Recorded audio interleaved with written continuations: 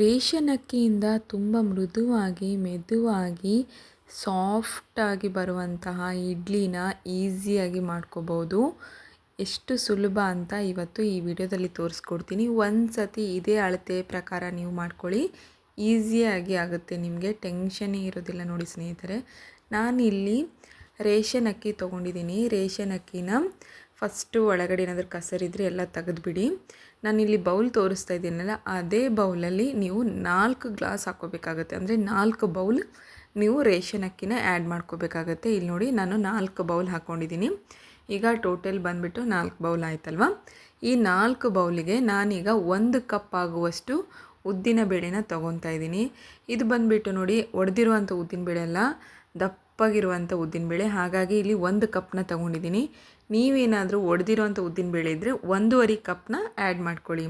Next ಬಂದುಬಿಟ್ಟು ನಾನಿಲ್ಲಿ ಕಡಲೆಬೇಳೆನ ತೊಗೊಂಡಿದ್ದೀನಿ. 2 ಟೇಬಲ್ ಸ್ಪೂನ್ ಆಗುವಷ್ಟು ಕಡಲೆಬೇಳೆನ ಆ್ಯಡ್ ಮಾಡ್ಕೊತಾ ಇದ್ದೀನಿ. ಸೇಮ್ ಇದೇ ರೀತಿ ನೀವು ಇದೇ ಅಳತೆ ಪ್ರಕಾರ ನೀವೇನಾದರೂ ಮಾಡಿಕೊಂಡ್ರಿ ಅಂತಂದರೆ ನಿಮ್ಮ ರೇಷನ್ ಇಡ್ಲಿ ತುಂಬ ಅಂದರೆ ತುಂಬ ಪರ್ಫೆಕ್ಟಾಗಿ ಮೆತ್ತಗೆ ಬರುತ್ತೆ. ಇನ್ನೊಂದು ಸತಿ ಬೇಕು ಅಂತಾರೆ ಮನೆಯವರು. ಒಂದು ಸತಿ ಟ್ರೈ ಮಾಡಿ ನೋಡಿ.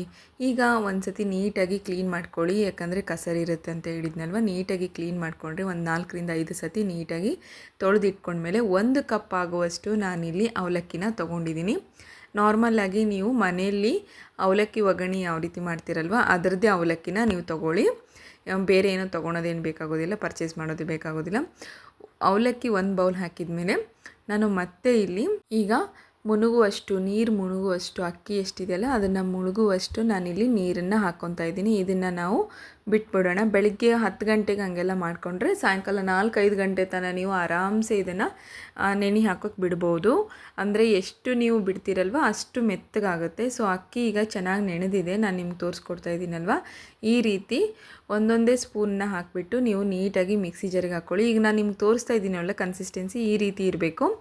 ಅಕ್ಕಿ ಏನಿದೆ ತರಿಯಾಗಿ ರುಬ್ಕೊಳ್ಳಿ ಸ್ನೇಹಿತರೆ. ಜಾಸ್ತಿ ಸ್ಮೂತು ಬ್ಲೆಂಡಾಗಿ ಮಾಡ್ಕೋಬೇಡಿ, ಮತ್ತು ಜಾಸ್ತಿ ನೀರು ಹಾಕಿ ರುಬ್ಕೊಳಕ್ಕೆ ಹೋಗಬೇಡಿ.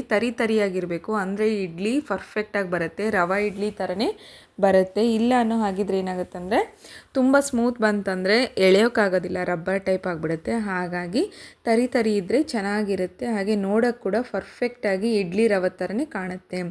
ಈಗ ನೆಕ್ಸ್ಟ್ ನೋಡಿ, ನಾನಿಲ್ಲಿ ಮಿಕ್ಸಿ ಜಾರಿಗೆ ಹಾಕ್ಕೊಂಡಿದ್ಮೇಲೆ ಹಿಟ್ಟನ್ನು ಈಗ ಒಂದು 2-3 ಸತಿ ಆಗುತ್ತೆ ನೋಡಿ. ನಾನು 4 ಗ್ಲಾಸ್ ಹಾಕಿರೋದಲ್ವ, 4 ಬೌಲ್ ಹಾಕಿರೋದಲ್ವ, 4 ಬೌಲಿಗೆ 1 ಬೌಲ್ ಆಗುವಷ್ಟು ಇಲ್ಲಿ ಉದ್ದಿನಬೇಳೆ ತೊಗೊಂಡಿದ್ದೀನಿ. ಸೊ ಅದರದ್ದು ಇಷ್ಟೇ ಆಗಿದೆ ನೋಡಿ. ಇದು ಏನಿಲ್ಲ ಅಂತ ಅಂದರೂ ಒಂದು 30 ಇಡ್ಲಿಗಳಾಗ್ತವೆ, ಆರಾಮ್ಸೆ ಆಗ್ತವೆ. ಇದರಲ್ಲಿ 24 ಪ್ಲೇಟ್ಸ್ ಇರೋವಂಥವ್ರು ಆರಾಮ್ಸೆ ಗೊತ್ತಾಗುತ್ತೆ ಅವ್ರಿಗೆ, ಕೌಂಟ್ ಆಗುತ್ತೆ ನೋಡಿ. ಇದು ಒಂದು 2 ರೌಂಡ್ ಆಗುತ್ತೆ, ಆರಾಮ್ಸೆ ಒಂದು 30-40 ಇಡ್ಲಿಗಳು ಆರಾಮೇ ಆಗ್ತವೆ. ಈಗ ಇದು ಉಬ್ಬೋಕ್ಕೆ ಬಿಟ್ಬಿಡೋಣ. ಇದನ್ನು ರಾತ್ರಿ ಎಲ್ಲ ಬಿಟ್ಬಿಟ್ರೆ ಸಾಕು. ಬೆಳಗ್ಗೆ ಎದ್ದ ತಕ್ಷಣವೇ ನೋಡಿ ಎಷ್ಟು ಚೆನ್ನಾಗಿ ಉಬ್ಬಿ ಬಂದಿರುತ್ತೆ. ಇದಕ್ಕೆ ನಾವು ಯಾವುದೇ ರೀತಿಯಾದಂಥ ಸೋಡಾ ಹಾಕಿಲ್ಲ, ಏನೂ ಇಲ್ಲ. ಜಸ್ಟ್ ರಾತ್ರಿ ಹೊತ್ತು ಇದನ್ನು ಹಾಗೆ ಬಿಟ್ಟಿರೋದು. ನೋಡಿ ಎಷ್ಟು ಕರೆಕ್ಟಾಗಿ ಬಂದಿದೆ ಅಂತೇಳಿ. ನಿಮ್ಗೆ ಏನಾದರೂ ಸ್ವಲ್ಪ ತಿಕ್ ಅನ್ನಿಸ್ತಾ ಇದ್ದರೆ ನೀವು ಇದರಲ್ಲಿ ಸ್ವಲ್ಪ ನೀರನ್ನು ಮಿಕ್ಸ್ ಮಾಡ್ಕೋಬೋದು, ಇಲ್ಲ ಅಂದರೆ ಓಕೆ ಅಂದರೆ ಬಿಟ್ಬಿಡಿ.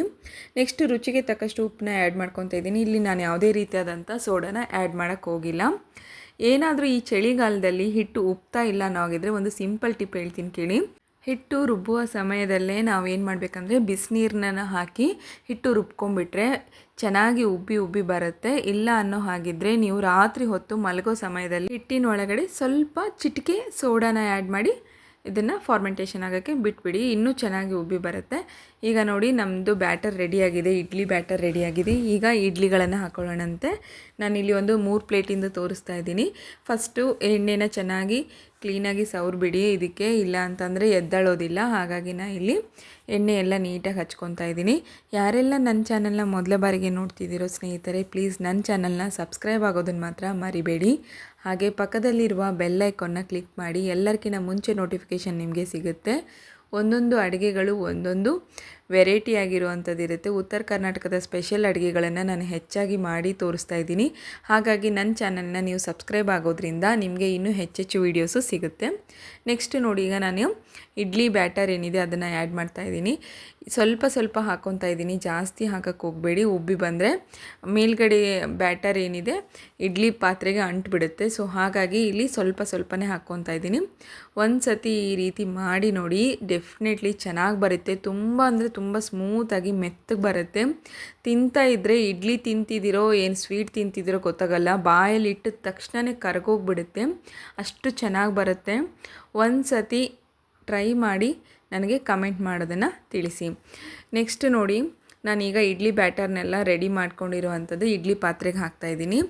ಈಗ ಒಂದು 10 ನಿಮಿಷಗಳ ಕಾಲ ಫ್ಲೇಮ್ನ ಹೈ ಇಟ್ಕೋಬೇಕಾಗತ್ತೆ. 10 ನಿಮಿಷಗಳ ಕಾಲ ಫ್ಲೇಮ್ನ ಹೈ ಇಟ್ಕೊಂಡ್ಬಿಟ್ಟು ಅದಾದಮೇಲೆ ಲೋ ಮಾಡ್ಕೊಂಬಿಡಿ. ಒಂದು 5 ನಿಮಿಷಗಳ ಕಾಲ, 15 ನಿಮಿಷದಲ್ಲಿ ಇಡ್ಲಿ ರೆಡಿ ಆಗುತ್ತೆ. ಇಡ್ಲಿ ರೆಡಿ ಆಗಿದೆ ಅಂತ ನೋಡ್ಕೋಬೇಕಂದ್ರೆ ನೀವು ಕೈನ ತೇವ ಮಾಡ್ಕೊಂಡ್ಬಿಟ್ಟು ಕೈಯಿಂದ ಒತ್ತೋದ್ರಿಂದ ಇಡ್ಲಿ ಏನಾದರೂ ನಿಮ್ಮ ಕೈಗೆ ಹತ್ತಲಿಲ್ಲ ಅಂತಂದರೆ ಇಡ್ಲಿ ರೆಡಿ ಆಗಿದೆ ಅಂತ ಅರ್ಥ. ನೋಡಿ ಇವಾಗ ಇಡ್ಲಿ ರೆಡಿ ಆಗಿದೆ. ಎಷ್ಟು ಪರ್ಫೆಕ್ಟಾಗಿ ಬಂದಿದೆ ನೋಡಿ, ಎಷ್ಟು ಸ್ಮೂತಾಗಿ ಬಂದಿದೆ, ಇಷ್ಟು ವೈಟ್, ಎಷ್ಟು ನೀಟಾಗಿ ಕಾಣ್ತಾ ಇದೆ. ಇಡ್ಲಿ ರವದಿಂದ ಮಾಡಿದರೂ ಕೂಡ ಇಷ್ಟು ಚೆನ್ನಾಗಿ ಬರೋದಿಲ್ಲ, ಅಷ್ಟು ಚೆನ್ನಾಗಿ ಬಂದಿದೆ. ರೇಷನ್ ಅಕ್ಕಿಯಿಂದ ಇಷ್ಟು ನೀಟಾಗಿ, ಇಷ್ಟು ಸ್ಮೂತಾಗಿ, ಕಲರ್ ನೋಡಿ ಎಷ್ಟು ಚೆನ್ನಾಗಿ ಬಂದಿದೆ ಇಡ್ಲಿದು. ಸೂಪರಾಗಿ ಬಂದಿದೆ ನೋಡಿ ಸ್ನೇಹಿತರೆ. ನಾನು ನಿಮ್ಗೆ ತೋರಿಸ್ಕೊಡ್ತಾ ಇದ್ದೀನಲ್ವ ಇಡ್ಲಿದು ನೋಡಿ ಎಷ್ಟು ಚೆನ್ನಾಗಿ ಬಂದಿದೆ. ಬಿಸಿ ಬಿಸಿ ಇಡ್ಲಿ ರೆಡಿ ಆಗಿದೆ. ರೇಷನ್ ಅಕ್ಕಿಯಿಂದ ಮಾಡಿರುವಂಥ ಇಡ್ಲಿ ತುಂಬ ಅಂದರೆ ತುಂಬ ಸುಲಭ. ಇದನ್ನು ನೀವು ಬೇಕಾದ್ರೆ ಒಂದು ಟೈಮು ಇಡ್ಲಿ ಮಾಡ್ಕೊಂಡು ತಿನ್ಬೋದು, ಇನ್ನೊಂದು ಟೈಮ್ ನೀವು ದೋಸೆ ಕೂಡ ಮಾಡ್ಕೊಂಡು ತಿನ್ಬೋದು, ಈಸಿಯಾಗಿ ಮಾಡ್ಕೋಬೋದು. ಇಡ್ಲಿ ಜೊತೆಗೆ ಚಟ್ನಿ ಮತ್ತು ಸಾಂಬಾರನ್ನ ಸರ್ವ್ ಮಾಡಿಕೊಂಡು ತಿನ್ನಿ, ಸಖತ್ತಾಗಿರುತ್ತೆ. ಈ ವಿಡಿಯೋ ನಿಮಗೆ ಇಷ್ಟ ಆದರೆ ನನ್ನ ಚಾನಲ್ನ ಸಬ್ಸ್ಕ್ರೈಬ್ ಆಗೋದನ್ನು ಮಾತ್ರ ಮರಿಬೇಡಿ. ಈ ವಿಡಿಯೋ ನೋಡಿದ್ದಕ್ಕೆ ಎಲ್ಲರಿಗೂ ಧನ್ಯವಾದಗಳು.